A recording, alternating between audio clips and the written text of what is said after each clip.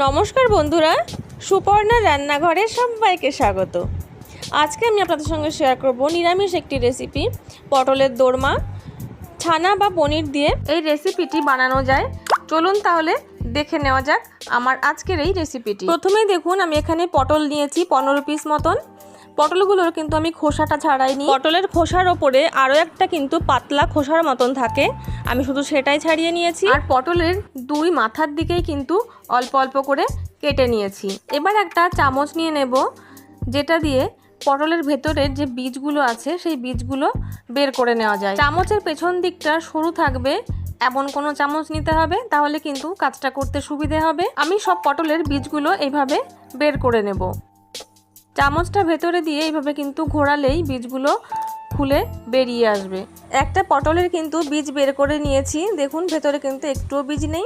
এইভাবে আমি সব পটলগুলো ছাড়িয়ে নেব। সব পটলগুলোর বীজ বার করে নিয়েছি। এবার এই যে বীজটা, এটা কিন্তু আর আমাদের আজকে আর কাজে লাগছে না, তবে এটা কিন্তু অন্যভাবেও রান্না করে খাওয়া যায়। এবার এই পটলগুলোর ওপরে সামান্য একটু লবণ মাখিয়ে নেব।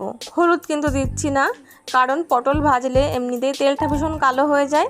যদি হলুদ দিয়ে ভাজা হয় তাহলে কিন্তু আরও কালো হয়ে যাবে, তার জন্য আমি অল্প একটু লবণ দিয়ে মাখিয়ে নিচ্ছি। আর এই পটলের ভেতরে পুর ভরার জন্য এখানে আমি 400 গ্রাম পনির নিয়েছি। ছানা নিলেও কোনো অসুবিধে নেই, তবে ছানা হলে কিন্তু ছানার জলটা খুব ভালো করে আগে ঝরিয়ে নিতে হবে, তার জন্য আমি পনিরটাই নিলাম। পনিরটা প্রথমে হাত দিয়ে এরমভাবে কিন্তু আমি মেখে নেব। মাখা হয়ে গেলে এবার এর মধ্যে দিয়ে দেব 2 চামচ পরিমাণে কাজু বাদাম কুচি, 2 চামচ পরিমাণে আমন্ড বাদাম কুচি, আর 1 মুঠো কিশমিশ কুচি। দিয়ে দেব হাফ চামচ পরিমাণে লবণ, হাফ চামচ চিনি, আর জিরে গুঁড়ো দেব 1 চামচ। এবার এই সব কিছু হাত দিয়ে খুব ভালো করে মাখিয়ে নেব।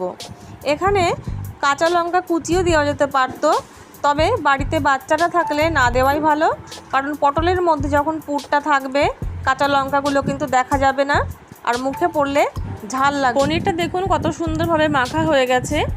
এবার গ্যাসে প্যান বসিয়ে দেব, তার মধ্যে দিয়ে দেব হাফ কাপ মতন সর্ষের তেল।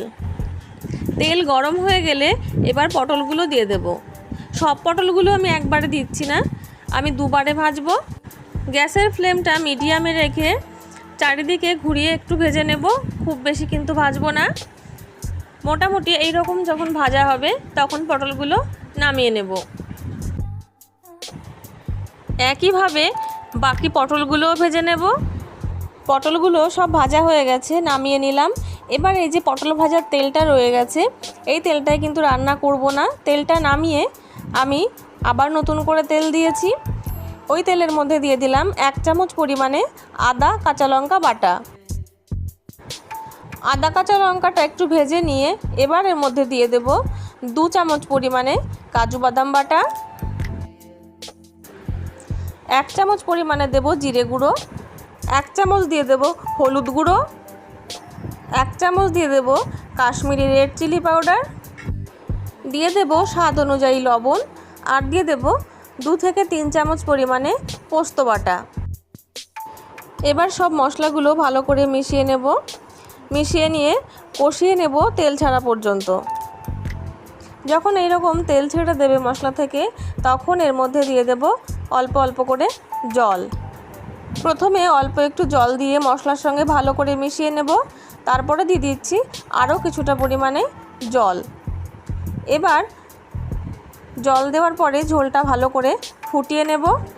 যতক্ষণ ঝোলটা ফুটছে ততক্ষণ পটলের পুরগুলো ভরে নেব।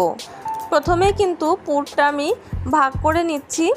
15টা যেহেতু পটল ছিল, তাই আমি 15 ভাগেই ভাগ করে নিচ্ছি, যাতে পটলের কিন্তু পুরটা একদম সমানভাবে হয়। এবার একটা একটা করে পুর নিয়ে আমি পটলের মধ্যে এইভাবে ঢুকিয়ে নেব।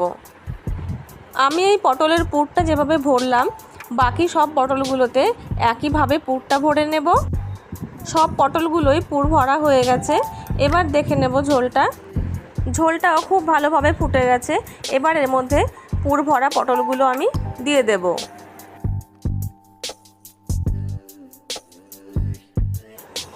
এবার গ্যাসের ফ্লেমটা মিডিয়ামে রেখে ঢাকা দিয়ে ফুটিয়ে নেব 3 থেকে 4 মিনিট। প্রায় 4 মিনিট ফোটানোর পরে দেখুন গ্রেভিটা কিন্তু একদম শুকিয়ে গেছে, পটলগুলোও কিন্তু একদম সেদ্ধ হয়ে গেছে। এবার পটলটা নামিয়ে নেব। এতে কিন্তু আমি আর কিছুই দেব না। এই নিরামিষ পটলের দোরমা রেসিপিটি আপনাদের কেমন লাগলো তা কিন্তু কমেন্টে জানাতে ভুলবেন না। ভালো লাগলে ভিডিওটিকে লাইক এবং চ্যানেলটিকে সাবস্ক্রাইব করে রাখার অনুরোধ রইল।